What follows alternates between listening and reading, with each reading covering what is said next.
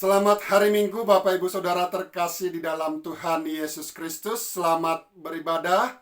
Saya mengajak kita untuk beribadah dengan sukacita, dengan segenap hati kita. Mari kita bawa korban syukur kita kepada Tuhan. Kita persembahkan hidup kita yang terbaik untuk menyenangkan hati Tuhan. Dan saat ini kita akan merenungkan kebenaran firman. Mari Bapak Ibu Saudara yang terkasih, kita berdoa. Tuhan Allah yang kami sembah, kami datang bersyukur kepadamu Bapa. Engkau Bapa yang mengasihi kami, Bapa yang setia, Bapa yang selalu memberkati hidup kami, menyertai kami Bapa. Engkau sungguh-sungguh adalah Tuhan yang tiada pernah berubah. Dan pagi hari ini Bapa, kami mau merenungkan firman-Mu. Mari Roh Kudus yang tolong kami, sehingga melalui firman-Mu kami boleh semakin setia dalam Tuhan. Dipuji, dimuliakanlah nama-Mu Bapa. Dalam nama Yesus kami berdoa. Haleluya. Amin. Mari Bapak Ibu Saudara yang terkasih, kita membuka Alkitab kita dari Keluaran pasal 25. Ayat yang pertama sampai ayat yang ke-9. Kita akan masih berfokus di dalam kitab Keluaran.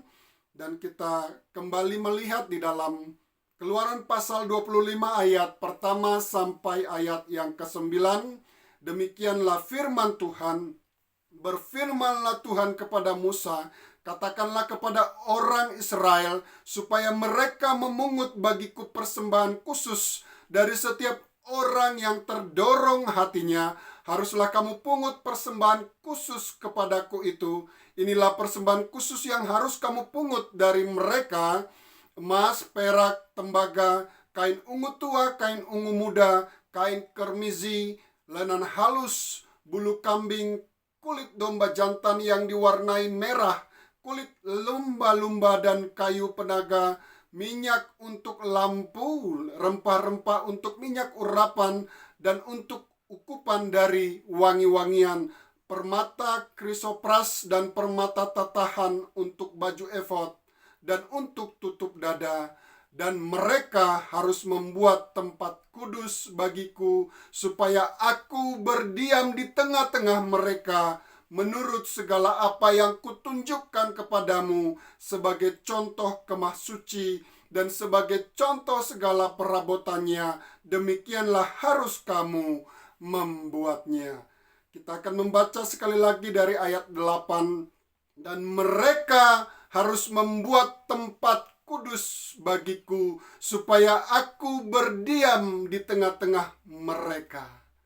Demikianlah firman Tuhan. Bapak Ibu Saudara yang terkasih di dalam Tuhan Yesus Kristus, 2 minggu kita telah belajar tentang ibadah, afodah, afat, mengabdi, bekerja, mengusahakan, sebagaimana Allah menempatkan Adam di tengah-tengah Taman Eden untuk diberikan tanggung jawab tugas.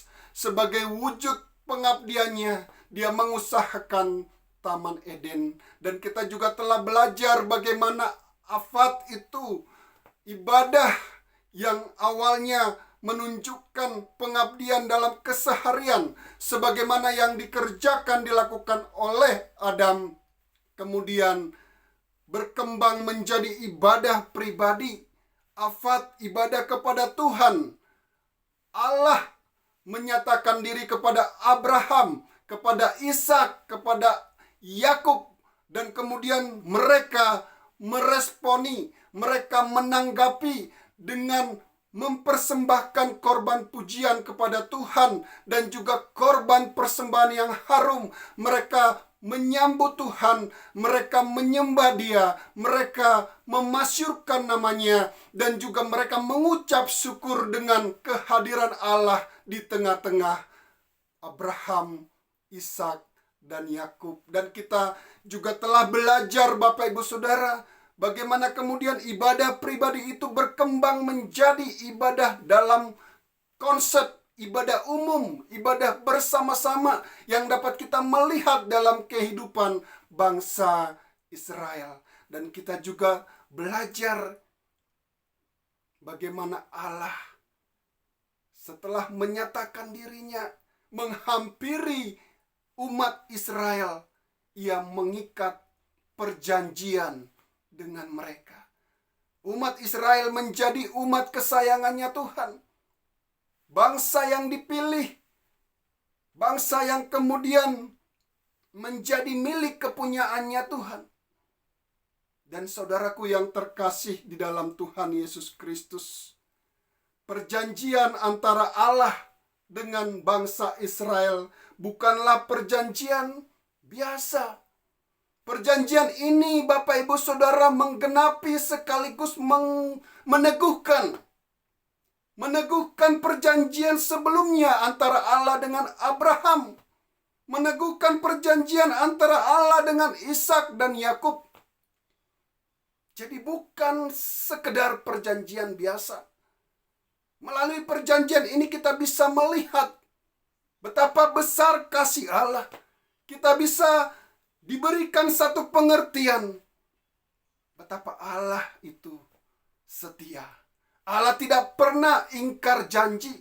Ketika Allah menyatakan janjinya kepada Abraham, aku akan membuat engkau menjadi bangsa yang besar dan memberkati engkau serta membuat namamu termasyhur dan engkau akan menjadi berkat.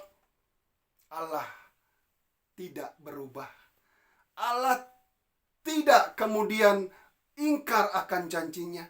Allah tetap mengingat janjinya. Dan di Gunung Sinai itu kita melihat bukti janji Allah yang digenapi.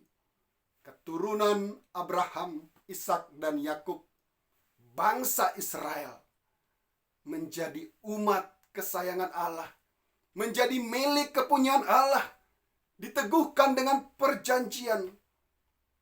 Mereka menjadi bangsa pilihan Tuhan. Jadi Bapak Ibu Saudara yang terkasih di dalam Tuhan Yesus Kristus, perjanjian Allah dengan bangsa Israel itu bukanlah perjanjian biasa.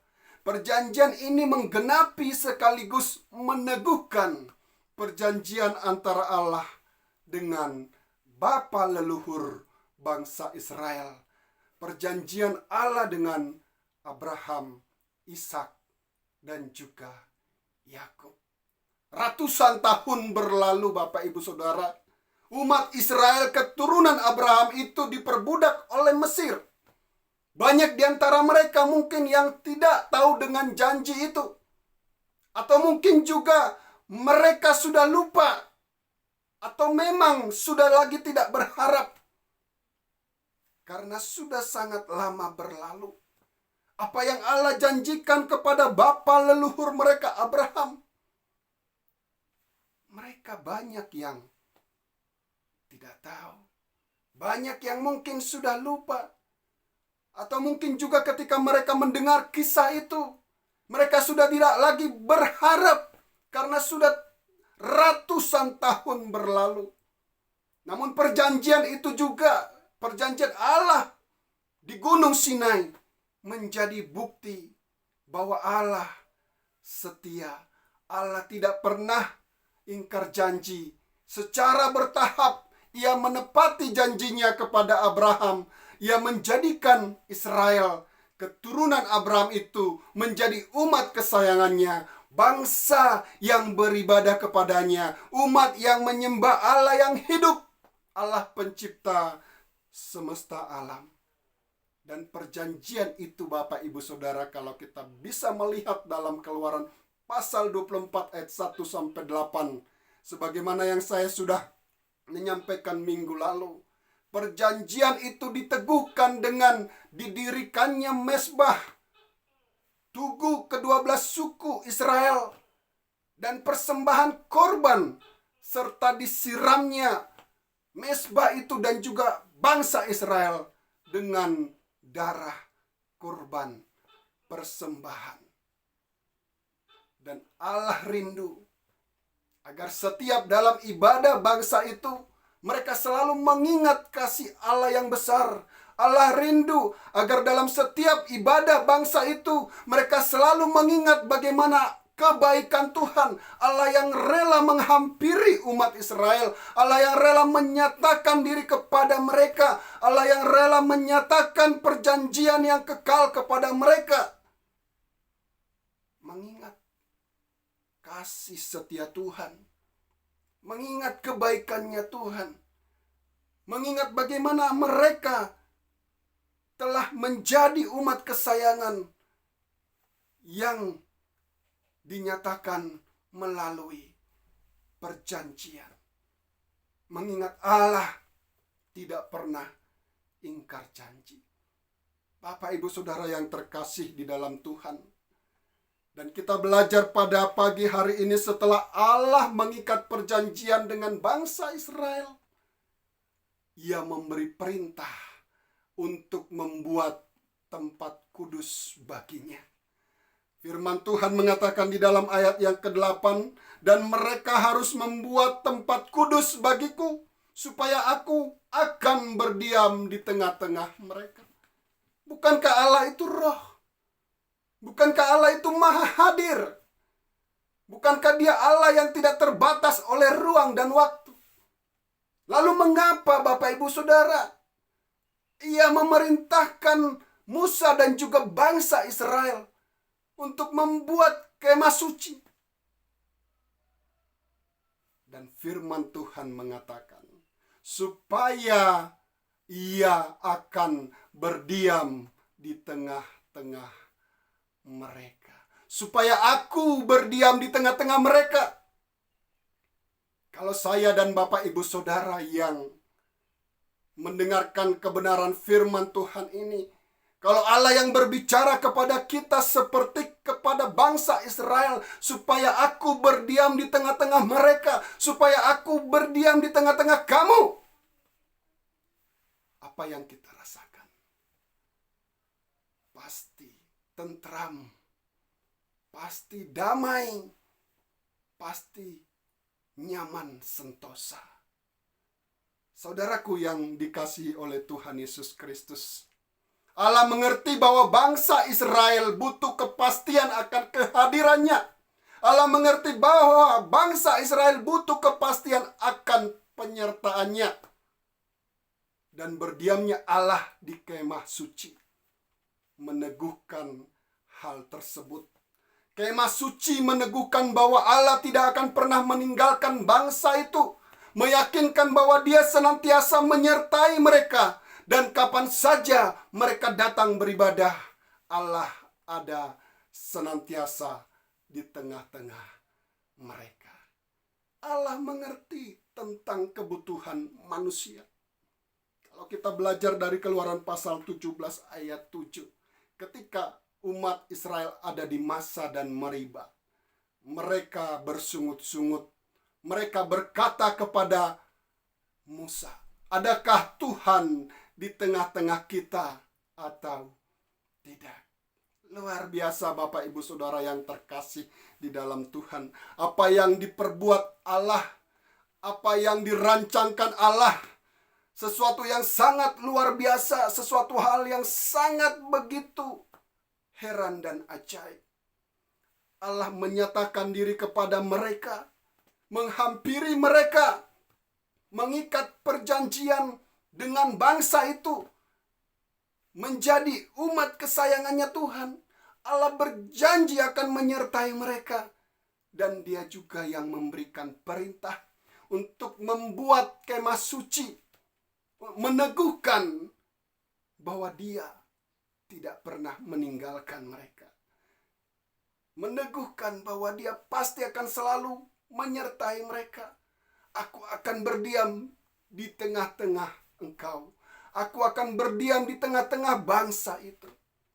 Sungguh, dari kebenaran firman Tuhan ini kita bisa belajar betapa besarnya kasih Allah, betapa mulianya kebaikan Tuhan, kasih Tuhan, karya Tuhan atas umat manusia berdosa. Jadi Bapak Ibu Saudara yang terkasih di dalam Tuhan Yesus Kristus, bukan karena kemah sucinya yang sakti, bukan karena kemah sucinya yang keramat. Kalau kita belajar dari kebenaran firman Tuhan, kita menyaksikan bagaimana bangsa Israel kemudian menaruh kemah suci itu di tengah-tengah perkemahan mereka. Dan ketika mereka bertolak, ketika mereka berjalan, mereka kemudian menaruh kemah itu di tengah-tengah barisan mereka. Bukan karena kemah itu yang sakti, bukan karena kemah itu yang keramat, tetapi karena Allah berdiam di dalam kemah itu. Allah berkemah di tengah-tengah umat Israel. Dan mereka butuh kepastian agar mereka tidak lagi berkata, apakah Allah ada di antara kita atau tidak? Apakah Allah ada di tengah-tengah kita atau tidak? Saudaraku yang terkasih di dalam Tuhan Yesus Kristus, ibadah mengajarkan kepada kita kasih Tuhan yang besar. Ibadah mengajarkan kepada kita bagaimana semestinya kita meresponi kebaikannya Tuhan. Bagaimana semestinya kita menanggapi kebaikannya Tuhan. Dan melalui kebenaran firman Tuhan pagi hari ini, saya hendak berkata untuk kesekian kalinya betapa baiknya Allah kita itu, betapa besar kasihnya atas umat Israel, bangsa yang telah dipilih sebagai umat kesayangannya. Ia membebaskan mereka, menyatakan diri kepada mereka di Gunung Sinai, mengikat perjanjian dengan mereka, dan kemudian seperti yang saya sampaikan tadi, perjanjian itu, penyertaan itu diteguhkan dengan berdiamnya Allah di tengah-tengah bangsa Israel. Allah manakah yang seperti Dia? Allah manakah yang seperti Allah kita? Dan kita orang percaya di masa kini, kita telah sungguh-sungguh diberikan satu pengertian yang sungguh indah tentang kasih Tuhan. Di masa perjanjian baru kita belajar bagaimana Allah menyatakan dirinya kepada Yesus, kepada kita melalui Yesus Kristus. Inti ibadah terletak pada penyembahan. Inti ibadah terletak pada pujian kepada Allah yang telah hadir di tengah-tengah bangsa Israel. Dan bagi kita inti ibadah adalah terletak pada penyembahan dan pujian kepada Allah yang hadir di tengah-tengah kita melalui anaknya yang tunggal, Yesus Kristus Tuhan kita. Ibadah semestinya menjadi saat di mana kita mengagungkan kasih Tuhan. Waktu di mana kita mengagungkan kebaikannya Tuhan, memasyurkan namanya, saat dimana kita memuji karya dan perbuatan Allah yang heran dan ajaib, saat dimana kita semestinya tidak berhenti untuk bersyukur karena Ia rela menyatakan dirinya di dalam Yesus Kristus bagi kita manusia berdosa. Saudaraku yang terkasih, tak ada alasan bagi kita untuk tidak sungguh-sungguh di dalam ibadah kita. Hati Tuhan akan dikecewakan apabila kita hanya beribadah dengan formalitas, rutinitas, hanya sebagai kebiasaan belaka. Allah sendiri yang karena kasih dan kebaikannya telah menjadikan kita sebagai umat kesayangannya. Dan itu tidak diteguhkan melalui darah korban seperti bangsa Israel, tetapi itu diteguhkan melalui darah Yesus Kristus di atas kayu salib. Marilah Bapak Ibu Saudara yang terkasih di dalam Tuhan Yesus Kristus, mari kita sungguh-sungguh di dalam ibadah kita. Setiap kita datang ke rumah Tuhan, mari kita mengingat perjanjian kekal yang telah digenapi melalui Yesus Kristus dan nyata dalam hidup kita sebagai orang-orang percaya. Kita sungguh-sungguh menghargai setiap kasih, setiap kebaikan Tuhan, menghargai karya perbuatan Tuhan dalam hidup kita. Mari kita berdoa. Terima kasih Bapa di dalam surga, Engkau sungguh baik Tuhan. Engkau boleh terus mengingatkan kepada kami akan kerinduan hati Tuhan, agar kami boleh sungguh-sungguh beribadah kepadamu. Terpujilah namamu Bapa, dalam nama Yesus kami sudah berdoa, haleluya, amin. Tuhan Yesus memberkati.